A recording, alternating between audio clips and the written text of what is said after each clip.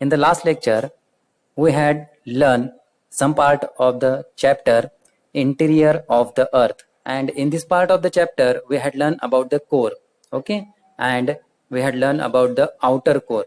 Today we are going to learn about the inner core. Then now listen carefully. Today's point is inner core. Then now listen carefully. Inner core extends from around 5,150 kilometer to the depth of around 6,371 kilometre earth centre. तो ये जो inner core है उसका extent, उसका फैलाव वहां पे कितना है, तो वो 5,150 किलोमीटर से लेकर के अंदर 6,371 किलोमीटर तक है. मतलब ये 6,371 किलोमीटर ये अर्थ का सेंटर वहां पे टोटल जाएगा, अर्थ का centre. Then it is the core of the earth which is in a solid state. अब ये इनर कोर जो है वो सॉलिड स्टेट में है. आउटर कोर कौन से स्टेट में है? लिक्विड स्टेट में. और इनर कोर सॉलिड स्टेट में. Okay, inner core solid state में है. Then the density of the sphere is around 13.3 gram per centimetre cube. तो हर सेंटीमीटर क्यूब में ये जो पार्ट है हमारा इनर कोर का, उसकी जो डेंसिटी है वो 13.3 होती है. 13.3 gram per centimetre cube. Okay. Then iron and nickel are the major elements found here. तो ये जो पार्ट है कोर का, इस कोर के पार्ट में वहां पे ज्यादा से ज्यादा हमें कौन से कंपोनेंट्स मिलेंगे, तो वहां पे आयरन और निकल ये एलिमेंट्स हमें ज्यादा से ज्यादा वहां पे मिलेंगे. देयरफॉर, और उसी वजह से होता क्या है कि this layer is also called nif. Nickel और आयरन होने की वजह से इस लेयर को निफ भी वहां पे कहा जाता है. अब निफ क्यों? तो निकेल का Na और आयन का फेरस मतलब Fe है ना. फेरस मतलब Fe, NiFe, निफ भी इस इनर कोर को वहां पे कहा जाता है. Okay. Then as the material in this layer are under extreme pressure. तो जो भी मटेरियल इस लेयर के अंदर होता है, यानी इनर कोर में होता है, उसके ऊपर एक्सट्रीम प्रेशर, बहुत ज्यादा प्रेशर वहां पे होता है. The inner core is in solid state. तो जिसकी वजह से ये इनर कोर जो है वो सॉलिड स्टेट में होती है, बहुत ज्यादा प्रेशर की वजह से. The temperature here is almost equivalent to the surface temperature of the sun. तो हमारे सन का टेम्परेचर जो है, सन के सरफेस का जो टेम्परेचर है उसके इक्विवेलेंट, उसके जितना ही, उसके समान टेम्परेचर इस लेयर में होता है ना. मतलब इनर कोर के लेयर में सन के सरफेस के बराबर का टेम्परेचर होता है. ओके. तो इस टेम्परेचर में तो हम मतलब वहां पे जिंदा नहीं रह पाएंगे. ओके. नेक्स्ट है use your brain power. As you go in the interior of the earth. अगर आप इंटीरियर ऑफ द अर्थ में जाते हैं, अर्थ के इनर साइड में, guess what changes will you notice in your weight. तो आपके वेट में कौन से चेंजेस आप वहां पे महसूस कर सकोगे, नोटिस कर सकोगे. तो इस क्वेश्चन का आंसर आपको ढूंढना है. ओके. और आपके जो क्लास वर्क है उसमें आपको लिखना है, और जब भी चेकिंग के लिए आओगे मुझे बताना है. Try to find out reason behind that, और उसका रीजन भी आपको बताना है. वेट में फर्क वहां पे क्यों महसूस होगा. Okay. Now the next part is there. Page number 13 is over. Now the next page number 14 is going on there now.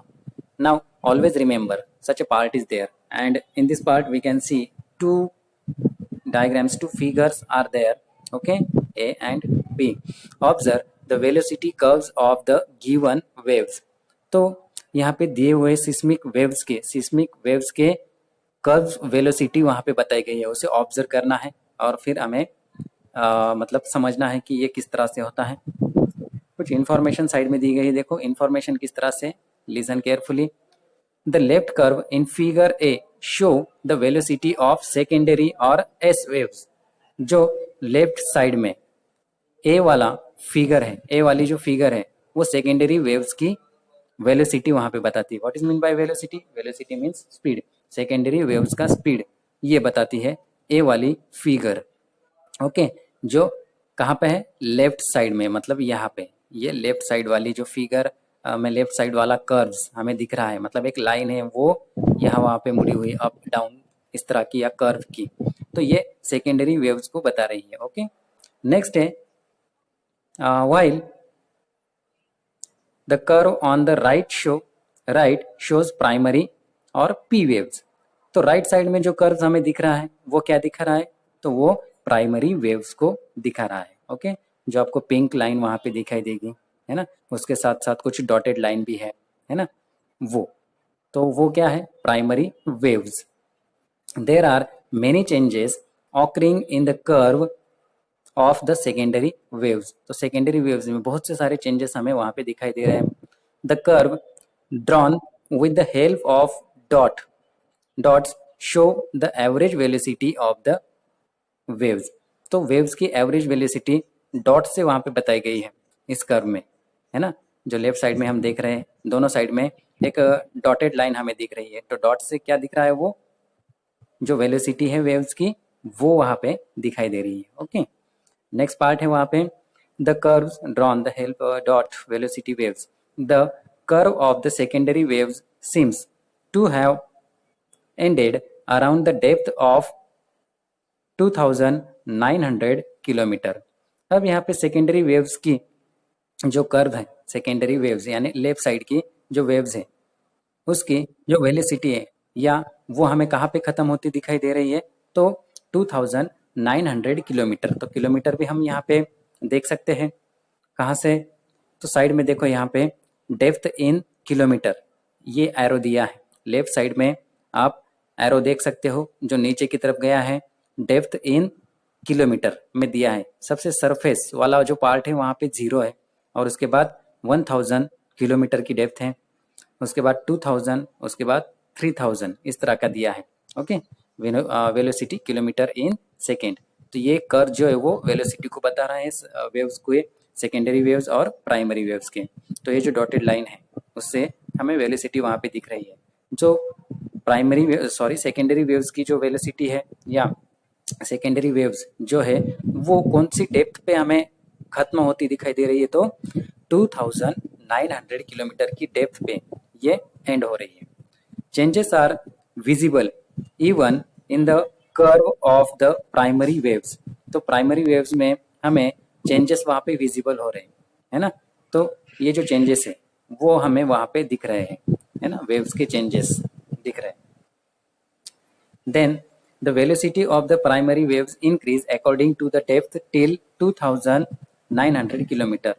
तो 2900 किलोमीटर की डेप्थ तक हमें प्राइमरी वेव्स की जो वेलोसिटी है वो दिखाई दे रही है। अब देखो यहाँ पे प्राइमरी वेव्स भी आपको दिखाई देंगे, ये प्राइमरी वेव्स हैं। ये सबसे ऊपर वाला जो पार्ट है वो क्या है, क्रस्ट यानी अपर मेंटल, क्रस्ट और अपर मेंटल का ये पार्ट है। उसके बाद यहाँ पे ट्रांसफॉर्मेशन रीजन ये बताया गया है, सेकेंड लाइन जो दी गई है वो। उसके बाद लोअर मेंटल का पार्ट है और नीचे कोर वाला पार्ट है। तो प्राइमरी वेव्स यहाँ पे पिंक कलर में हमें दिखाई दे रही है और डॉटेड लाइन वेलोसिटी वहां पे बता रही है। तो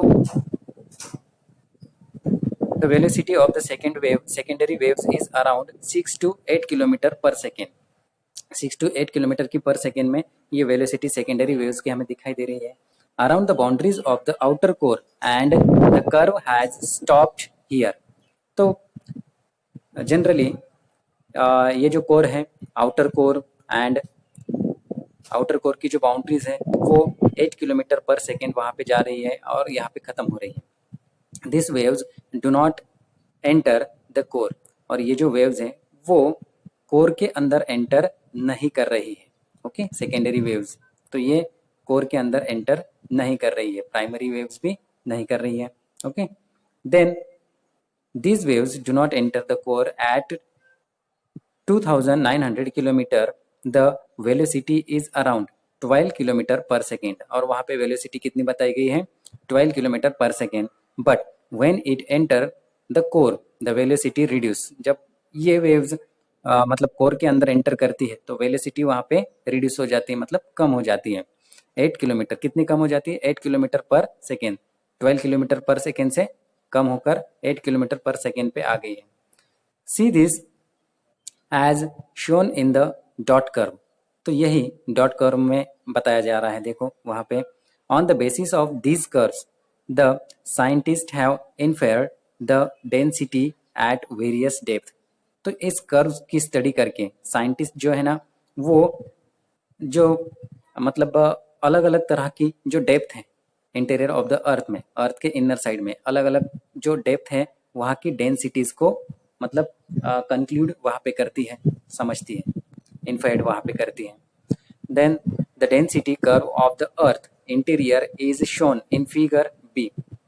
तो जो यहाँ पे फिगर बी हमें दिखाई दे रही है, तो यहाँ पे क्या दिखाई दे रहा है हमें, density curve of the earth interior, है ना। तो अर्थ के इंटीरियर की डेंसिटी का कर्व हमें दिखाई दे रहा है फिगर बी में। Red curve in figure B shows gravitational force.